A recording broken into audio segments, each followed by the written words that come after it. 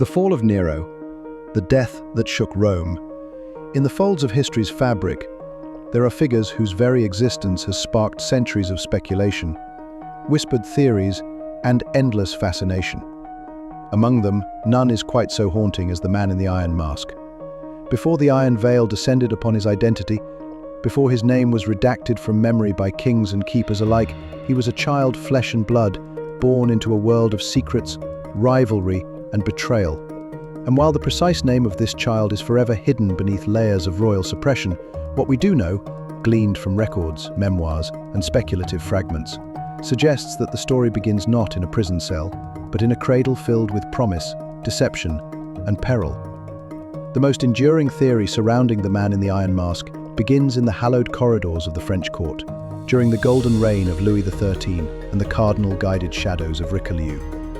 The early 17th century was a time when France, though brilliant on the surface, seized beneath with political intrigue, questions of legitimacy, and the fragile thread of dynastic survival. According to some accounts, the masked prisoner may have been born between 1637 and 1640, a period notable for royal uncertainty and the looming war of succession across Europe. One theory that has persisted through centuries and was popularized by Voltaire himself is that the man in the iron mask was a twin, possibly an identical twin, of Louis XIV, born in secrecy to prevent any future disputes over succession. Such a birth would have been a matter of profound consequence. France, a nation obsessed with bloodlines and legitimacy, would have regarded twin heirs not as a blessing, but as a potential catastrophe. In a time when power was singular and absolute, two male heirs posed an existential threat to dynastic stability. If this twin theory holds truth, then the child may have been spirited away at birth, possibly with the knowledge of Queen Anne of Austria and a select circle of high-ranking confidants. The Jesuits, ever loyal to the monarchy and skilled in discretion, have often been implicated in theories as protectors or captors of the infant. Raised under another name, perhaps in a secluded monastery or noble household under strict surveillance, the child would have grown up unaware, or all too aware, of his true origin. What must that childhood have been like? Was he treated with kindness or cold control? Did he suspect the weight of his own blood? If his upbringing was gilded, then the subsequent betrayal would cut even deeper. And if it was austere, then his entire life was an erasure of possibility. There are, however, other plausible and equally chilling possibilities. Some accounts claim the masked man was not of royal blood, but the illegitimate child of a powerful noble, perhaps Cardinal Mazarin himself, whose existence posed a threat to the balance of power among the old families. Others suggest he may have been a disgraced noble whose loyalty had wavered at a crucial moment, or even a valet or clerk who had witnessed something he should not have. But the most persistent legends refused to place him so far down the social scale. There was something in the prisoner's treatment, his guards' reverence, the secrecy of his transfer orders, and the personal interest of the king, that suggests he was no common man. Religion, too, cast its long shadow over his birth. France was still grappling with the aftermath of the Protestant-Catholic wars, and every noble household bore the scars of those divisions. If the man in the iron mask were born to a Catholic mother and a Huguenot father, or vice versa, it would not have just complicated his claim to any title. It might have endangered his life outright. In a world where your faith was your fate, an unapproved union could result in the exile or execution of a child for purely doctrinal reasons. Could this masked man have been a hidden product of forbidden love? No matter which theory one subscribes to, the theme remains the same. From the very beginning, his identity was considered dangerous. Dangerous enough to warrant not just anonymity but obliteration. It was not enough to exile or imprison him. He had to be unremembered, unspoken. From birth, his trajectory was not his own, but dictated by the whispers and fears of others. Family, if he had one that acknowledged him, lived in a quiet torment. A brother condemned to rule in ignorance or guilt, a mother silenced by political necessity, perhaps a nursemaid or priest who knew the truth, but swore their lips shut with holy oaths or mortal threats. It is not hard to imagine such a man growing up in a gilded cage, tutored, watched, tested and restrained, a phantom prince without a crown, denied even the solace of knowing why. And if he learned the truth along the way, imagine the psychological toll of such knowledge. To live knowing the throne was rightfully yours, yet never to speak, never to be seen, and ultimately, never to be known. As he aged, if he bore resemblance to Louis XIV, then his very face became a crime. Perhaps that is why the mask, first imagined as cloth, then mythologized into iron, was required. To hide not just a man but a mirror. To ensure that no one who saw him might question the Sun King's solitary legitimacy. This makes his imprisonment less about punishment and more about containment.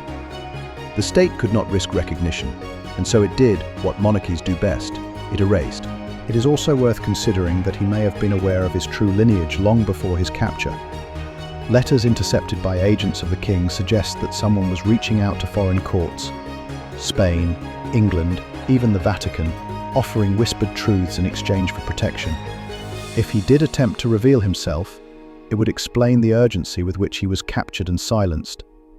And yet, his demeanor in prison, according to records kept by his jailers, was calm, dignified, even philosophical.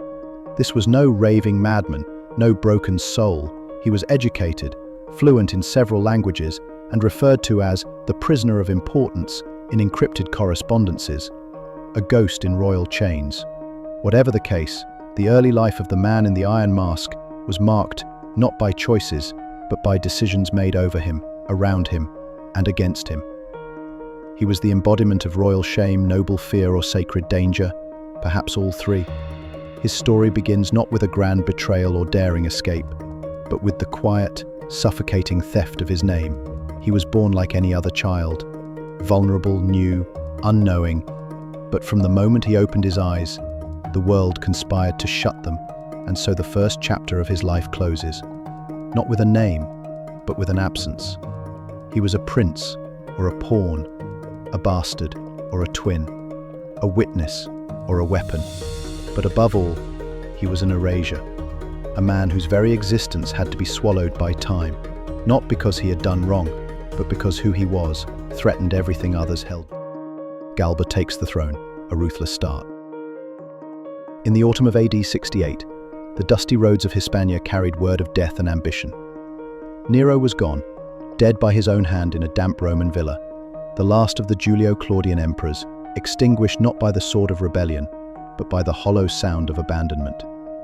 With his death came the fall of a dynasty that had ruled Rome since Augustus. What followed was chaos, but in that chaos, a man rose, not young, not adored, but hardened by age and the wisdom of war. His name was Servius Sulpicius Galba.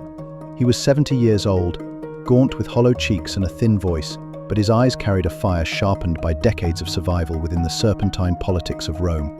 When the Senate declared him emperor, many believed Rome had exchanged madness for maturity, but in truth, they had invited a new storm, one not of theatrical debauchery, but of cold, calculated terror. Galba had been governing Hispania Tarraconensis for years, living away from the decadence of Rome.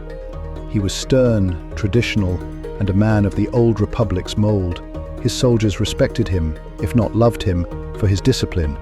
The legions under his command did not rise in spontaneous rebellion. Instead, it was the Praetorian Guard, Rome's elite imperial bodyguards, who opened the door for his ascent. After Nero's death, they proclaimed Galba emperor, in return for promised donatives, lavish rewards expected upon accession. But Galba, self-righteous and proud, believed in order over bribery. One of his earliest acts was to deny those payments. "I select soldiers," he declared. "I do not buy them." It was a noble sentiment, but one that would cost him dearly. Galba entered Rome not as a triumphant liberator, but as a stranger with a cold stare. He quickly began to strip the city of Nero's extravagances. Statues were torn down, palaces closed, and allies of the dead emperor hunted and punished. But the new emperor's asceticism did not extend to mercy. The moment he stepped into the Curia, Galba unleashed a wave of purges. Prominent men suspected of corruption, cowardice, or former loyalty to Nero were executed without trial. The Senate, now cowed by this lean old man and his ruthless advisors, dared not oppose him. Among his closest aides was Titus Vinius, a man so despised that his very presence stirred unrest in the streets. With him stood Cornelius Laco, commander of the Praetorian Guard, more loyal to his own ambition than to Galba's principles. And behind both, Like a shadow lurked Icelus, a freedman with the emperor's ear. The city grew anxious. While Nero had been a madman, he had, to some, been a patron of the arts and a generous spender. Galba was the opposite, tight-fisted, puritanical, and aloof. The mob that once sang songs of Nero now whispered nostalgic laments in alleyways and markets. Galba's march into power had been bloodless, but his reign quickly became soaked in suspicion and fear. Each morning, the people awoke to news of another execution, another senator or equestrian silenced under vague accusations. Some called it justice, others called it revenge. Galba's biggest failure, however, came not from his cruelty, but from his misreading of Rome's military engine. The legions. The empire stretched across continents, from Britannia to Syria, and it was held together not by philosophy or Senate decrees, but by the swords and loyalty of its soldiers. Galba had not earned their trust. In Germany, the legions were restive. They had not supported Galba's rise, and now felt ignored, unpaid, and dishonored. Worse, their commander, Aulus Vitellius, was a man with ambition hidden behind slovenly manners and theatrical laziness. Galba, in an ill-fated decision, recalled loyal governors and replaced them with men he trusted, many of whom were more feared than respected. Vitellius, meanwhile, began to gather strength, whispering promises to his legions of riches and justice, feeding on their dissatisfaction with the new emperor. Meanwhile, in Rome, Galba faced another pressing issue: succession. He had no son, no clear heir, and no plan. The empire needed a strong second figure to ensure stability. The Senate and people looked to him for a name. For a brief moment, there was hope he might adopt Otho, an ambitious nobleman, former governor of Lusitania, and one of the early backers of Galba's rise. Otho was handsome, young, popular, and had military credentials. But Galba distrusted charm. Instead, he chose Lucius Calpurnius Piso, a stoic and untested aristocrat. The decision was fatal. Otho, humiliated and enraged, began to scheme. He had friends in the Praetorian Guard, who themselves were furious at Galba for denying their donatives. In hushed corners of the barracks, oaths were whispered, money exchanged hands, and a plan began to take form. A quiet coup within the very heart of the empire. Galba, ever unaware or perhaps unwilling to see betrayal, continued his reign as if principles alone could tame an empire in crisis.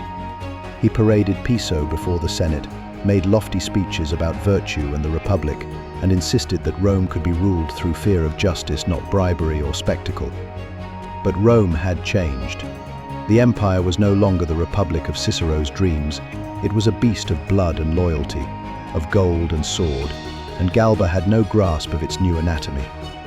On the morning of January 15 AD 69, as Galba made his way through the Forum, a band of Praetorian guards surrounded him.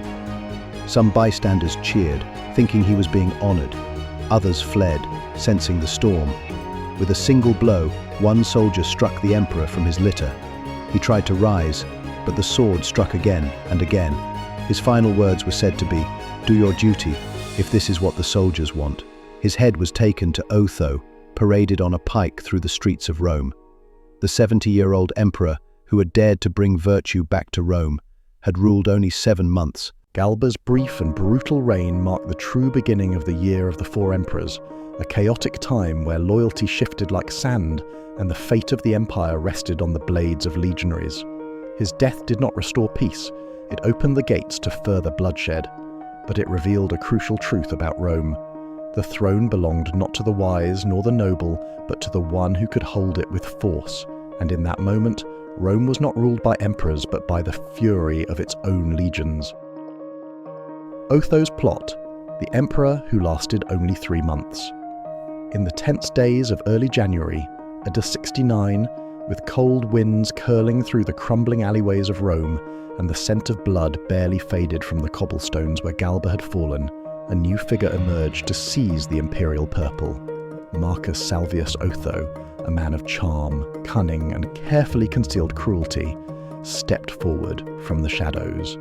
He had waited for his moment patiently, smiling when passed over for adoption, nodding respectfully as Piso took the place he believed was rightfully his, and whispering silent oaths of vengeance when Galba ignored the storm brewing within the Praetorian Guard.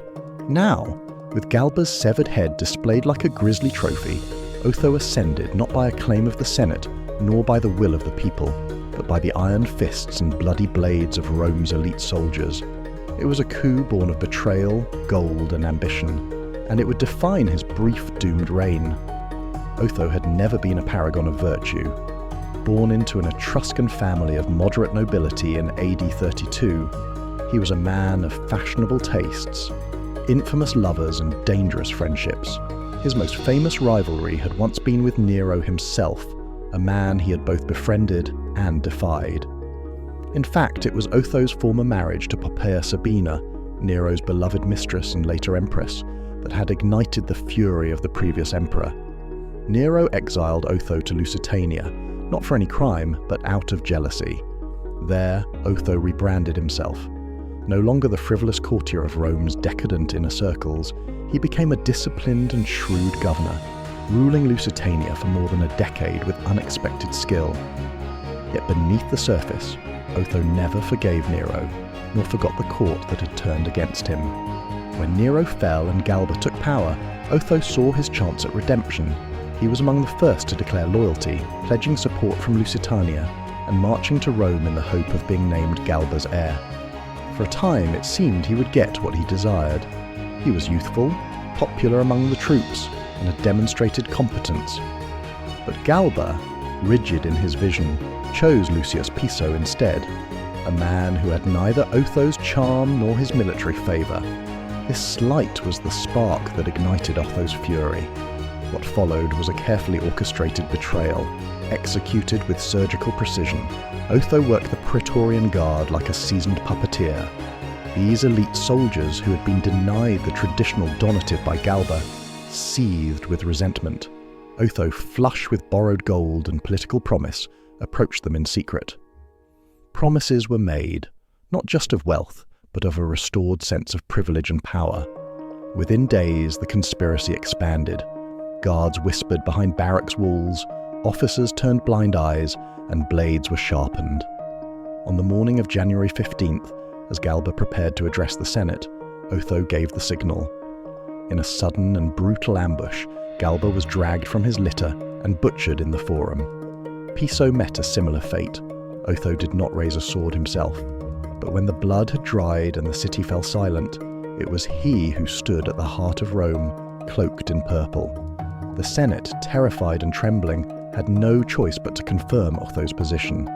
The people, weary of upheaval and dazzled by the possibility of a more charismatic emperor, offered cautious approval. For a brief moment, Rome exhaled. The man who once toasted Nero's excesses now spoke of restoring order, fairness, and peace. He claimed to be the man of moderation, neither tyrant nor weakling. Yet even as Otho's imperial coins were being minted, bearing his solemn gaze and the noble inscription Pontifex Maximus, the earth beneath his feet began to shift. Far to the north, across the cold forests of Germania, another claimant stirred. Aulus Vitellius, corpulent, lazy in appearance, but ruthlessly effective in politics, had been declared emperor by his legions. Galba had appointed him governor of Lower Germany, and in turn, Vitellius had used his position to forge powerful alliances with the Rhine legions. These were no ceremonial troops. They were hardened veterans who viewed Rome's elite with contempt. To them, Otho was a courtly fop, a Nero in disguise. They backed Vitellius not for love, but for loyalty to their own. Word reached Rome quickly. Vitellius was marching south, gathering troops, crossing rivers, and preparing for war. Otho was barely seated on the throne, and already his rule was threatened. Many of his advisors urged caution. Some suggested abdication in the face of overwhelming numbers. But Otho, defiant and prideful, refused. "I will not yield," he declared before the Senate. "Let the fates decide who is most fit to rule." And so, civil war came to Rome once more. Otho acted swiftly. He sent ambassadors to placate the Senate and people, reaffirming his commitment to justice and moderation. He raised new legions, fortified positions, and moved his army north toward the Po River.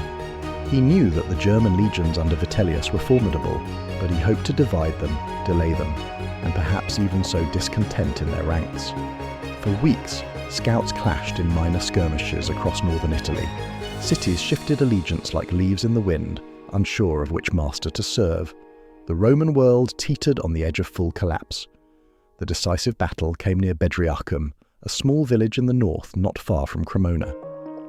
Otho's forces met Vitellius's vanguard on April 14th, AD 69. The battle was brutal, confused, and marked by acts of heroism and betrayal alike. Otho's men fought valiantly, but they were outnumbered and outmaneuvered. By evening, the fields were soaked with blood, and the tattered banners of Vitellius's army fluttered victoriously over the corpses of their enemies. Otho was not captured. He fled back to his camp, bloodied in spirit but not yet defeated. His generals urged him to regroup, to retreat further south and call upon reinforcements. There were still legions loyal to him, and many in the Senate still supported his claim. But Otho made a decision that stunned Rome and echoed through history. The following morning, Otho addressed his remaining troops. He thanked them for their loyalty, their courage, and their sacrifice. And then he did something no emperor had done before. He chose to die for the stability of the state. "Let no more blood be shed for me," he said. "I will not be the cause of Rome's ruin." He retreated to his tent, composed himself, and took up a dagger. Plunging it into his chest, he ended his life with dignity. He was 36 years old. The reaction in Rome was a mixture of awe and sorrow. Even his enemies, including Vitellius himself, were said to have been moved by the act. In the Senate, men who had once mocked Otho now praised his courage. The people, tired of emperors who clung to power with bloodied hands, wept at the rare example of self-sacrifice. His body was cremated with full honours. His short reign, only 3 months, was marked by turbulence. But his death was a moment of rare clarity in an age of chaos. Otho's legacy remains one of contradiction. He was a man of vice who died with virtue. He gained power through betrayal, yet relinquished it with grace. In a year that would see emperor after emperor fall, some to daggers, others to despair, Otho's end stood apart. He was not slain in a riot, nor dragged from a palace. He chose the knife not for glory, but for peace. But peace would not come. As his ashes cooled in the imperial pyre, Vitellius prepared his entry into Rome, bloated with confidence and unearned triumph. The empire, wounded and weary, was not yet ready for healing. Another story. Vitellius rises, gluttony, violence, and madness. The year 69. AD, forever remembered in Roman history as the year of the 4 emperors, did not grant the empire even a moment's breath between rulers. As the last flames of Otho's funeral pyre dimmed and his act of self-sacrifice echoed mournfully across the empire, the gates of Rome prepared to swing open for the next man to don the imperial purple, Aulus Vitellius. He did not earn the throne by popular support, senatorial wisdom, or philosophical vision. He inherited it through brute military momentum, by the loyalty of the northern legions who raised his name on their standards, not out of love or admiration, but because he was there, available, and bore a Roman name. Vitellius was, by all appearances, an unlikely emperor. Born in AD 15 into a family of moderate distinction, he had served under emperors Tiberius, Caligula, Claudius, and Nero in various roles, mostly ceremonial or administrative, and never with any great glory.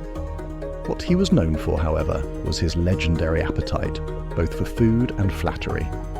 Vitellius could gorge himself for hours, indulging in over a dozen banquets a day, moving from table to table like a man possessed. He was not a commander in the mould of Caesar, nor a philosopher like Marcus Aurelius. He was not even a tyrant in the mould of Nero. Vitellius was something else, an opportunist wrapped in gluttony, draped in imperial robes that hung awkwardly from his bloated frame. Yet in the vacuum left by Nero's death and the subsequent collapse of Galba and Otho, Vitellius was carried upward like driftwood on a stormy sea. Appointed governor of Lower Germania by Galba, he ingratiated himself with the Rhine legions with astounding speed. These were not the pampered praetorians of Rome. They were hardened veterans of the northern front, men who had bled for emperors who barely acknowledged their service. Vitellius, with his slovenly charm and disdain for senatorial pomp, felt to them like one of their own. He ate with them, drank with them, and most importantly, he promised them power. On January 1st, AD 69, the legions in Lower Germania mutinied and declared Vitellius emperor. Within days, Upper Germania followed suit. Vitellius did not immediately march on Rome himself. Instead, he sent two trusted generals, Caecina and Valens, south with an army of nearly 70,000 men. It was these forces that would eventually clash with Otho's near Bedriacum and secure Vitellius's path to power. By the time Vitellius himself began the journey to the capital, he was already hailed across the west as emperor, his portraits minted, his proclamations distributed. When he arrived at Rome in late spring, the city watched in stunned silence as their new ruler entered, not with the dignity of a Caesar nor the solemnity of a philosopher king, but more like an overfed tavern owner, flanked by mercenaries. His first actions were not those of a reformer or administrator. He ordered a grand series of games and feasts that dwarfed any previous spectacles. Animals were slaughtered by the thousands for the arena. Exotic dishes arrived daily from the furthest corners of the empire. Vitellius dined publicly, indulging in grotesque excess while the people looked on with a mixture of horror and curiosity. The imperial palace, once a place of austere majesty under Augustus and fearsome decadence under Nero, now resembled a perpetual banquet hall, with rotting food and drunken laughter replacing strategy and governance. Yet there was a darker side to Vitellius that did not wait long to surface. The early goodwill he had gained from the army was matched only by his paranoia and cruelty toward those he suspected of disloyalty. Senators were executed for imagined slights. Provincial governors who hesitated to send tribute were stripped of their positions or disappeared altogether. Even among his allies, the atmosphere soured. Caecina and Valens, the very generals who had won him the throne, began to fall from favour. Valens would soon find himself imprisoned, and Caecina, attempting to maintain independence, would pay with his life. Vitellius's court descended into madness. Power was bartered for indulgence. Offices were sold openly, with loyalty measured not in merit or service, but in bribes and culinary delights. There were rumours, unsubstantiated but persistent, that he kept a private chamber known as the Stomach's Court, where advisors were chosen not by wisdom but by their ability to match the emperor's appetite. He revelled in humiliation rituals, forcing senators to serve him at feasts, mocking their lineage and laughing as they swallowed their pride, along with spoonfuls of wine-soaked meat. The dignity of Rome, already battered, was trampled under greasy sandals and goblets of imported wines. The people of Rome grew restless. Initially amused by his grotesque display, the humour turned to dread as grain supplies dwindled and the treasury emptied. The legions, once his strongest backers, began to grumble. They had followed Vitellius for power and spoils, but their rewards came slowly, if at all. Meanwhile, in the east, a new threat was rising. Titus Flavius Vespasianus, Vespasian, had long been a commander in Judea, fighting the ongoing Jewish revolt. When news of Vitellius's rule reached the eastern provinces, many governors recoiled. Vespasian, a general of humble birth but immense competence, was seen as a stabilizing figure. On July 1st, AD 69, the legions of Egypt and Judea declared Vespasian emperor. Syria and Moesia soon followed. Vitellius ignored the threat at first. He believed himself untouchable, secure in the heart of Rome with the might of the Praetorian Guard and the loyalty of the Germanic legions behind him. But as summer waned and autumn arrived, news of Vespasian's swift rise reached the capital. His generals, among them Marcus Antonius Primus, marched toward Italy with alarming speed.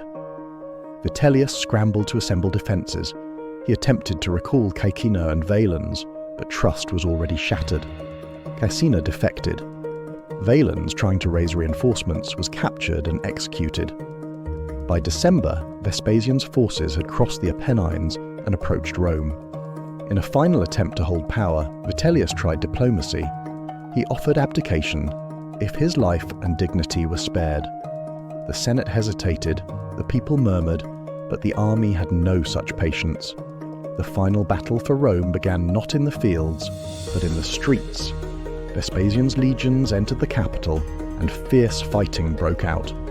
Buildings burned, citizens fled, and the city echoed once more with the sounds of civil war. The Praetorian Guard resisted valiantly, but they were overwhelmed. Vitellius, seeing his end draw near, fled to the palace.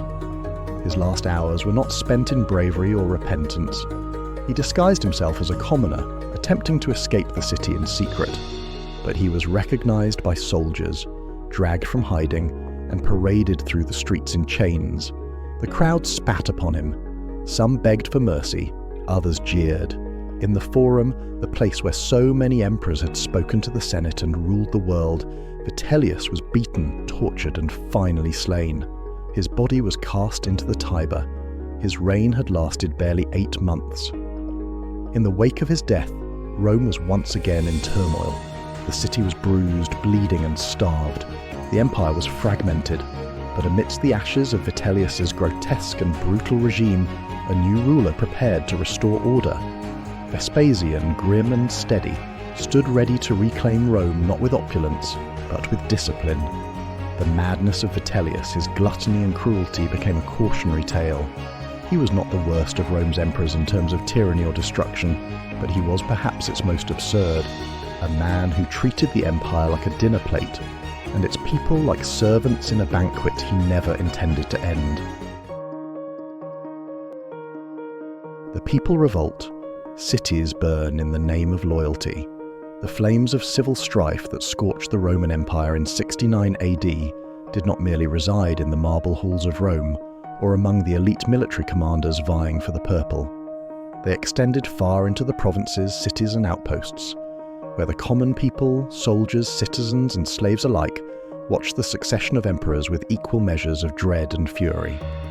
As Galba, Otho, and Vitellius rose and fell within months, the veneer of imperial stability shattered across the empire. The people, long taught to equate emperor with God and Rome with eternity, now questioned everything. And in that fragile silence of disbelief, revolts erupted, not always in the name of liberty or ideology, but more often in the name of loyalty. The emperor had become a moving target, an ever-changing face on freshly minted coins, each with different promises and allegiances. In Hispania, Gaul, Germania, and even within Italy itself, communities had to choose swiftly which name to hail and which to curse. Choosing incorrectly meant ruin.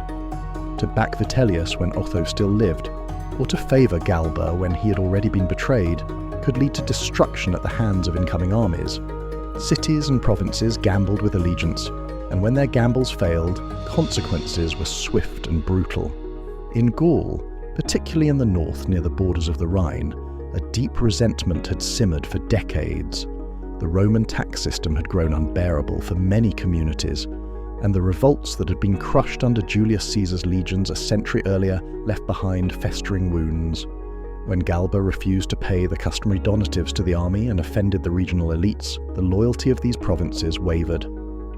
The local Gallic and Batavian tribes, under the charismatic leadership of Julius Civilis, saw an opportunity to rise, not just in protest of a particular emperor, but against Roman occupation itself.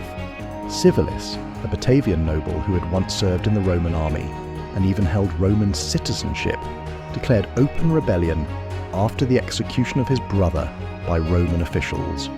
Cloaked in religious prophecy and ancestral pride, Civilis called upon the Batavians and other Germanic tribes to rise and cast out the Roman yoke. The rebellion quickly gained momentum. Forts were besieged, Roman supply lines were severed, and entire legions stationed along the Rhine found themselves surrounded by hostile locals who once paid them homage. But Civilis was cunning. He did not merely proclaim freedom. He claimed his fight was on behalf of Vespasian. This allowed him to unite anti-Vitellian factions while playing into the broader chaos of the imperial succession. Civilis's rebellion set Gaul and parts of Germania ablaze.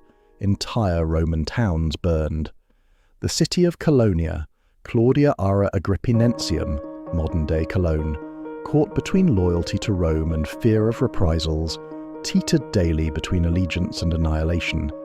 Meanwhile, in central Italy, news of Vitellius's excesses and the advancing eastern armies under Vespasian's general, Marcus Antonius Primus, caused unrest in towns that had previously declared for Vitellius. The people, burdened by forced conscriptions and heavy levies to fund Vitellius's gluttonous court, began to resist. In Cremona, just after the first battle of Bedriacum, the populace suffered under occupation and plunder by Vitellian troops. As Vespasian's legions approached for a second confrontation, they were welcomed by locals not just as liberators, but as a possible end to months of chaos and looting. Yet the arrival of any army brought devastation. When Vespasian's forces defeated the Vitellians at the Second Battle of Bedriacum, they moved toward Cremona with fire and vengeance. The citizens, though largely supportive of the new emperor, paid dearly for being near the battlefield. The city was pillaged by both sides in turn. Temples were desecrated, homes looted, women violated, and the streets littered with corpses.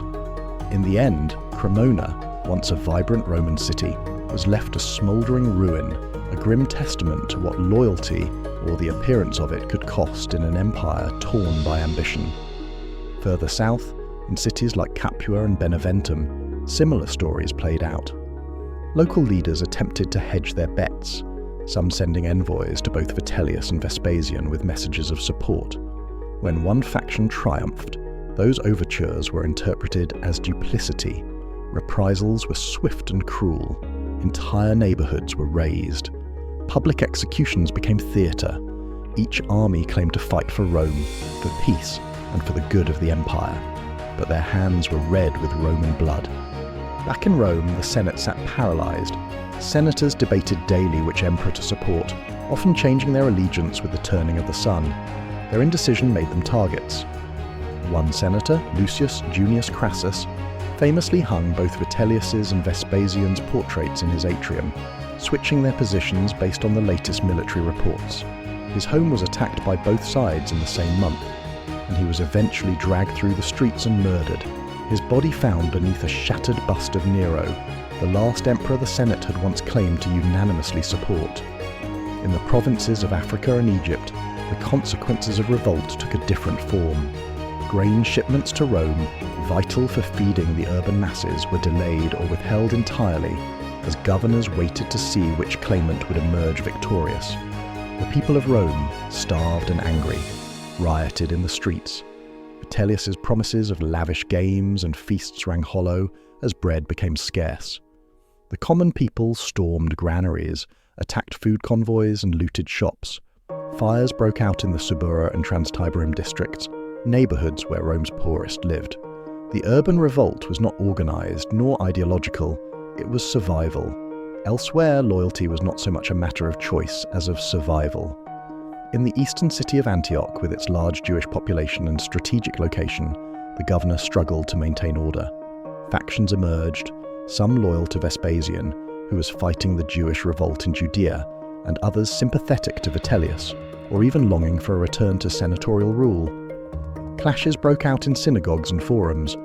Roman soldiers patrolled the streets, often choosing sides themselves. A single tavern dispute could lead to the burning of an entire quarter. The army itself was fracturing. Legions that had once fought side by side in Germania or Britannia now found themselves on opposite sides of the civil war. Soldiers carried out vendettas against former comrades. Some units mutinied when ordered to fight against their own kind. The famed Legio III Gallica defected to Vespasian. Others, such as Legio I Germanica, remained loyal to Vitellius until the end and were nearly annihilated for it. The revolt of the people was not a coordinated revolution. It was 1,000 different eruptions sparked by fear, desperation, and betrayal.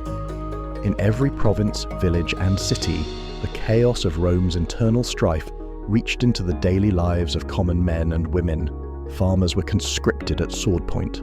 Merchants lost fortunes as trade routes collapsed. Slaves ran wild in cities without guards. Temples were looted by soldiers claiming divine mandate. Entire towns disappeared from the map, swallowed by fire and blood, simply because they bet on the wrong emperor at the wrong moment. What makes the revolts of 69 AD so significant is not merely their violence, but their symbolism. They were not led by visionaries or fueled by manifestos. They were spontaneous, reactive, and utterly tragic. They revealed how fragile the imperial system truly was, how quickly the myth of Rome could unravel when no one truly knew who Rome was anymore. And yet, in the midst of this anarchy, one name steadily gained ground: Vespasian. His cause, bolstered by Eastern strength and bolstered by the narrative of restoring order, began to resonate across the shattered empire. Cities that had burned in confusion now lit candles in his honour. Governors who had once hedged their bets now wrote letters of absolute devotion. The people, scarred, weary and traumatised, longed not for freedom but for quiet. In Vespasian, they hoped, perhaps naively, that such quiet might return. The fires that raged in the name of loyalty did not distinguish between good and evil, just and unjust.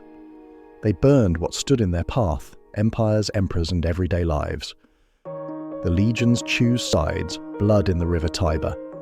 By the time 69 AD, the infamous year of the four emperors, was halfway spent, the Roman Empire no longer resembled the invincible juggernaut it once claimed to be. Across the provinces, loyalty was in flux. Politicians were executed, cities burned, and temples desecrated. Yet no institution suffered a deeper moral collapse or revealed the crumbling pillars of imperial power, quite like the legions of Rome. Once the immovable steel spine of the Republic and Empire alike, the legions, thousands upon thousands of professional soldiers stationed across 3 continents, began to choose sides, not in the name of Rome, but in allegiance to their favoured emperor.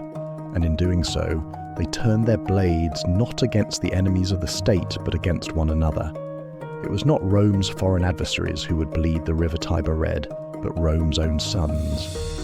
When Galba first claimed the throne following Nero's suicide, it was with the endorsement of the Senate and several key provinces.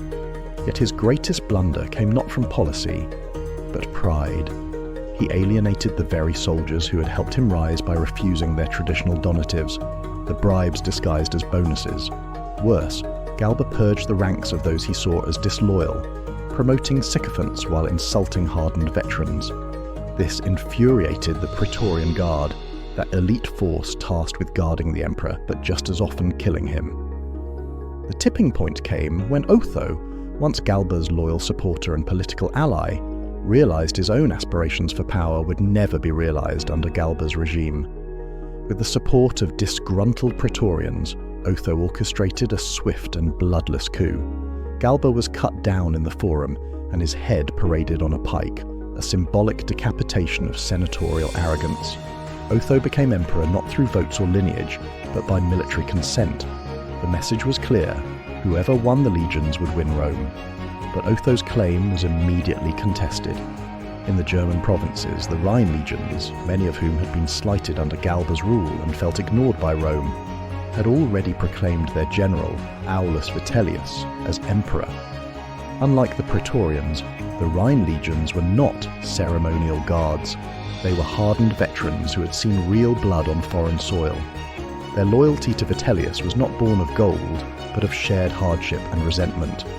By early spring, 2 emperors laid claim to the same throne, and the legions had chosen sides.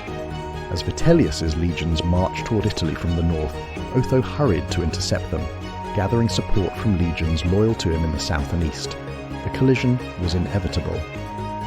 Outside the small town of Bedriacum, not far from Cremona in northern Italy, both forces met in April in what would be called the First Battle of Bedriacum. It was a catastrophe for Otho. Though his forces fought bravely, they were outmatched by the sheer experience and ferocity of the Vitellian legions. Otho, despairing of further civil war and perhaps clinging to the shattered dream of a peaceful Rome, took his own life with calm dignity.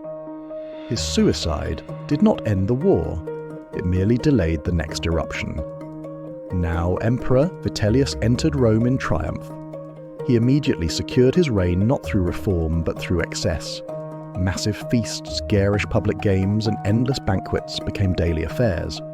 Meanwhile, his soldiers roamed the city unchecked, looting homes and attacking civilians. The river Tiber, which had once carried the trade and treasures of the empire, now ran foul with the waste and blood of Vitellius's chaotic rule. The Praetorian Guard, having turned on Galba and backed Otho, now viewed Vitellius with deep suspicion. So too did the Eastern legions, particularly those in Judea and Egypt, forces hardened by rebellion and desert warfare, led by a general who was gathering attention, Titus Flavius Vespasianus. Vespasian had been fighting in the east, subduing the great Jewish revolt when Nero died. At first he remained neutral, watching as Galba fell and Otho rose.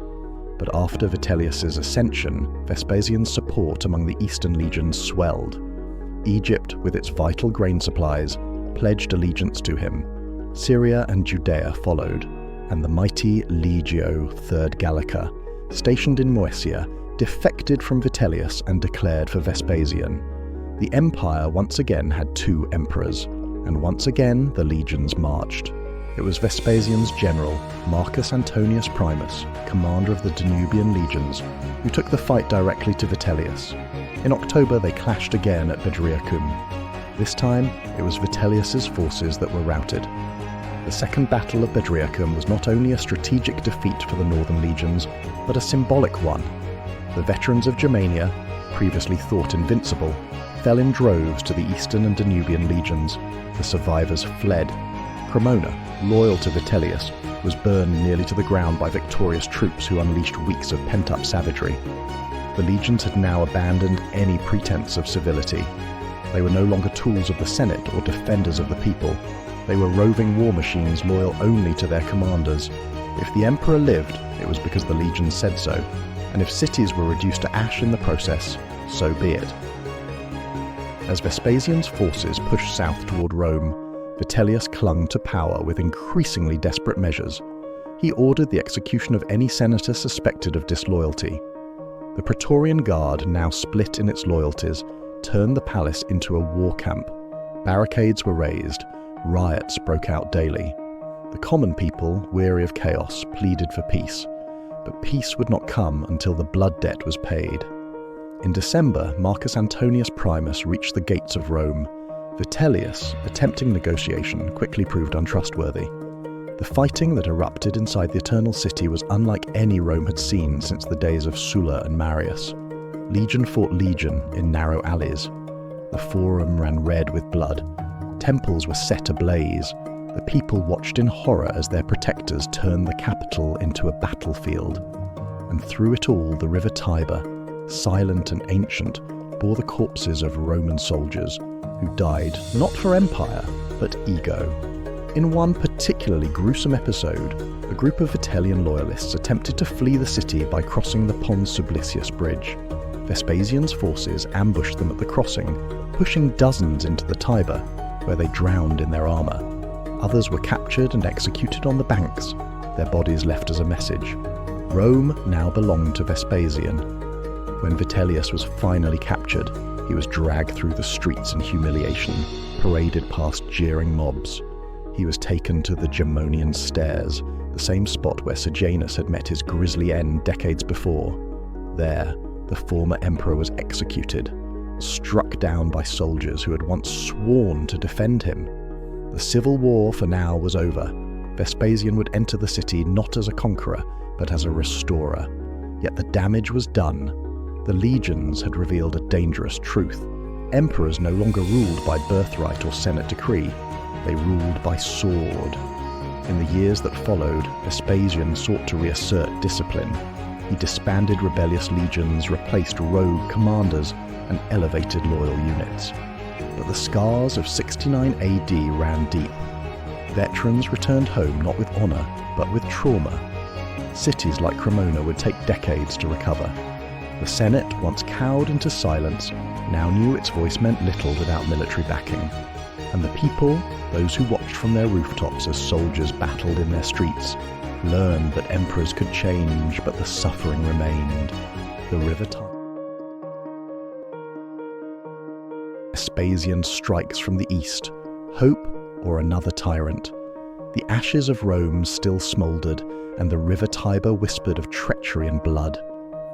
As winter took hold in 69 AD, a new figure stood poised to enter the imperial stage, not by divine omen, nor senatorial decree, but by the enduring weight of Eastern legions and pragmatic ambition.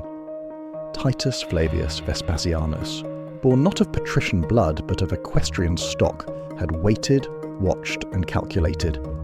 Now, while the streets of Rome reeked of civil decay and Vitellius lay butchered at the base of the Gemonian stairs, Vespasian was proclaimed emperor. But was he a harbinger of peace, or merely another opportunist masked in the language of salvation? The path to his ascension had begun long before the first soldier declared allegiance. Vespasian was a man of war, a creature formed in the dust and heat of campaigns across Britannia, Germania, and the searing deserts of Judea. Under Claudius, he had earned acclaim for his conquest of the Isle of Wight and his decisive command in the British campaigns. Yet it was his role in quelling the Jewish revolt that placed him in the eastern spotlight, far from the political backstabbing of the Roman Forum and the duplicity of the Praetorian Guard. As chaos consumed the capital following Nero's death, Vespasian remained in the east, silent but not idle. He understood the brutal lesson that the legions, not the Senate, now crowned emperors. The provinces of Syria, Egypt, and Judea, all weary of Rome's instability, looked to him for order, and in their legions, hardened and unsentimental, Vespasian saw not only opportunity but necessity. Egypt held the grain, the east held the treasury, and the Danubian frontier held disciplined men ready for war. The machinery of empire had failed in the west. Vespasian would rebuild it from the east. By mid-69 AD, the gears of his plan were turning. The prefect of Egypt, Tiberius Julius Alexander, an influential and calculating figure, was the first to formally declare Vespasian emperor. This was no small endorsement. Egypt's grain supply fed the heart of the empire, and its legions stood poised to cut off Rome's lifeblood if challenged. Syria soon followed suit, then Judea, and finally Moesia and Pannonia. His son Titus remained in the east to complete the Jewish campaign, while his trusted general Marcus Antonius Primus took command of the northern push toward Italy. Vespasian, understanding the power of presence, waited behind, calm, deliberate, and assured. Unlike Galba, who relied on senatorial loyalty, or Otho, who gambled on the Praetorians, Vespasian knew his war would be won not by speeches but by discipline.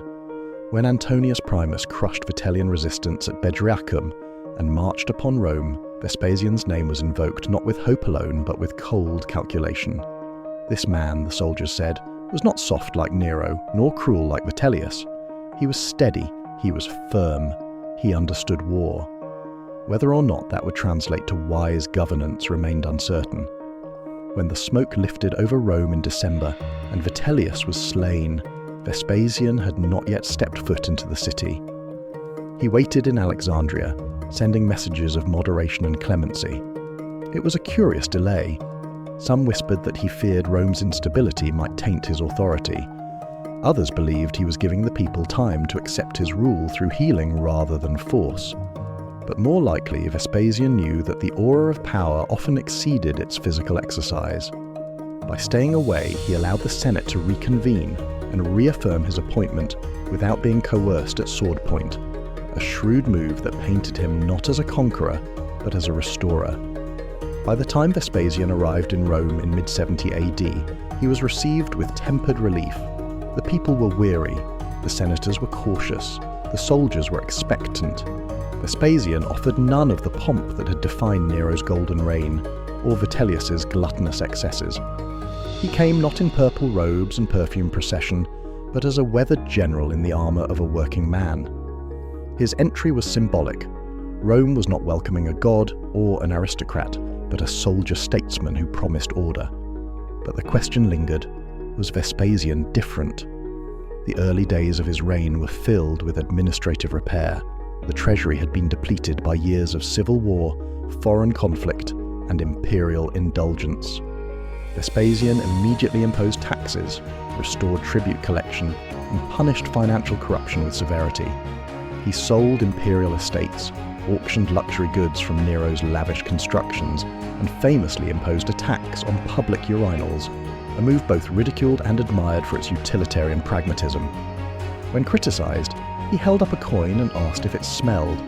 The message was clear.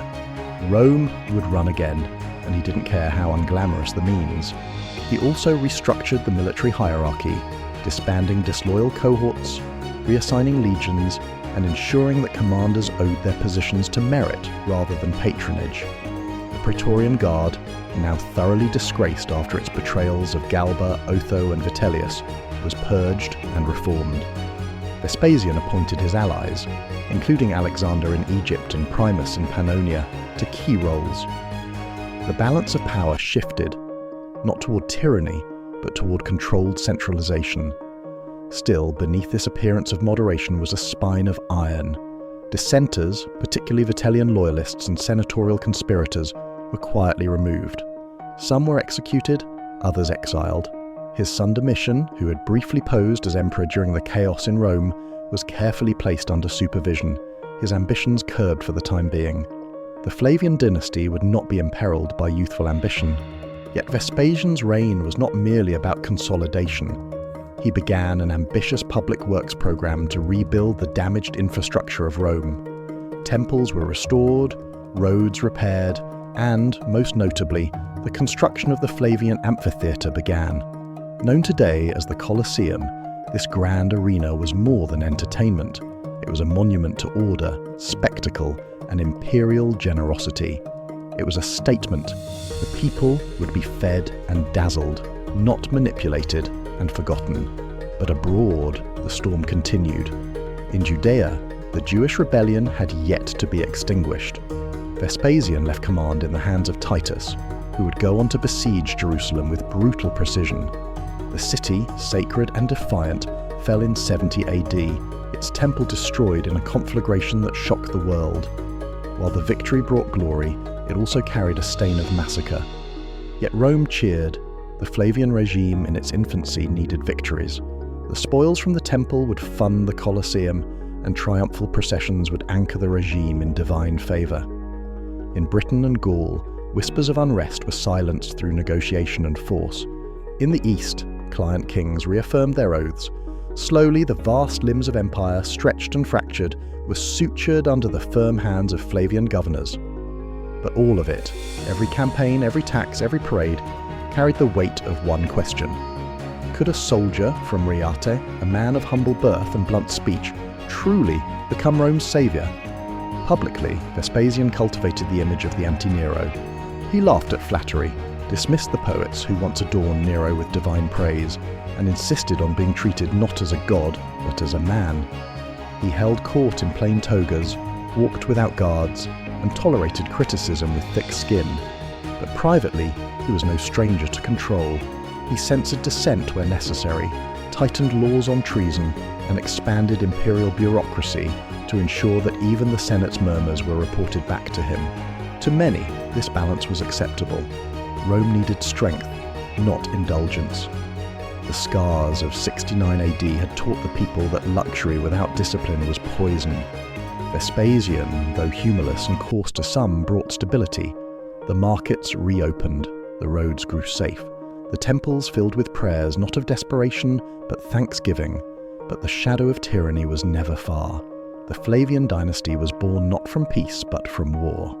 And while Vespasian rejected the opulence of Nero and the chaos of Vitellius, he retained the imperial structure they had cemented. The Senate remained a ceremonial body. The legions remained the guarantors of power. And though Vespasian ruled with wisdom, he also ruled with the awareness that Rome could not afford weakness ever again. When he fell ill in 79 AD, the empire mourned not with hysteria, but with solemn respect. He had given them order. On his deathbed, ever the realist, he jested, "I think I am becoming a god." Even in death, he knew the farce of divinity. But in life, he had done something few could. He had survived Rome. More than that, he had remade it through discipline, austerity, and quiet force. And yet the question remained in the minds of those who had witnessed the year of the four emperors. Legacy of the Blood Year, what Rome learned. The year of the four emperors was not merely a turbulent chapter in Roman history, it was a harrowing turning point. Across 12 harrowing months in 69 CE, the Roman Empire witnessed the downfall of Nero's Julio-Claudian legacy, the rise and fall of Galba, Otho, and Vitellius, and finally the ascension of Vespasian. What emerged from that year was not only a new dynasty, but a transformed empire. The Roman world had been rocked to its foundations by betrayal, civil war, and unprecedented political chaos. Yet, from the smoking ruins of palaces and charred streets, Rome rose again, scarred but wiser. The lessons of that violent year would resonate for generations. Rome, the eternal city, had stared into the abyss of its own destruction, and it had survived. The first and most critical lesson Rome learned was that power, in the imperial age, no longer flowed from senatorial lineage, divine right, or philosophical virtue. It came from the loyalty of the legions. The Senate had once been the heart of Roman politics, but 69 CE revealed its impotence in the face of military will. Galba had been granted power by the Senate and hailed by the elite, but the Praetorians murdered him without consequence. Otho rose not because of noble blood, but because he paid the right men at the right time. Vitellius took Rome not through debate or diplomacy, but by force, riding on the might of the Germanic legions. And Vespasian, far from Rome in the eastern provinces, relied entirely on his command of men in Judea and Syria to march toward the throne. The empire learned that emperors could be made and unmade by steel, not scrolls. It was a sobering truth for an empire that still draped itself in republican rituals. This hard-earned understanding reshaped the way emperors governed. Vespasian knew that no matter how many titles the Senate bestowed upon him, it was the army that would keep him in power, or tear him down. One of his earliest acts as emperor was to reward the troops who had secured his victory. Promotions, bonuses, and land grants flowed to the loyal. At the same time, he purged and disbanded disloyal units. The Praetorian Guard, once a kingmaker, was reorganized and diluted, with new men loyal to the Flavian name. Vespasian moved quickly to ensure that the military was not just his foundation, but tightly held under his authority. Rome had learned that emperors who neglected their soldiers did not last long. But the lesson did not stop at soldiers. The people of Rome, its citizens, slaves, freedmen, and aristocrats, also absorbed a chilling truth. The emperor was mortal, and succession could mean civil war. The illusion of unbreakable dynastic continuity had died with Nero. Rome had no succession protocol. When an emperor died or was overthrown, there was no constitutional method of replacing him, only chaos, ambition, and blood. The psychological impact of this instability ran deep. Wealthy families began hoarding and hiding fortunes, preparing for unrest. The urban masses, once loyal to the figure of the emperor, became wary. Imperial authority was no longer sacred, it was conditional and often contested. This shift in perception left a lasting mark on Roman political culture. The aristocracy, meanwhile, learned that survival depended on flexibility and silence. The Senate had played the role of a weather vane throughout 69 CE, blessing one emperor after another, often within days of each other. Senators who spoke too freely, chose the wrong allegiance, or hesitated at the wrong time paid with their lives. Those who survived understood that their power was now purely ceremonial. Under the Flavians, senatorial dignity would be restored in appearances but not in substance. True influence came not through birth, but through imperial favour. The old republican ideals were not just dying, they were already dead. In the end, the year 69 AD is not merely a list of emperors or a chronology of events. It is a mirror held up to any civilization flirting with unchecked power, factionalism, and civic decay. Its legacy is not only etched in marble or recounted in annals, but buried deep in the collective memory of a world that still grapples with the same temptations, failures, and hopes.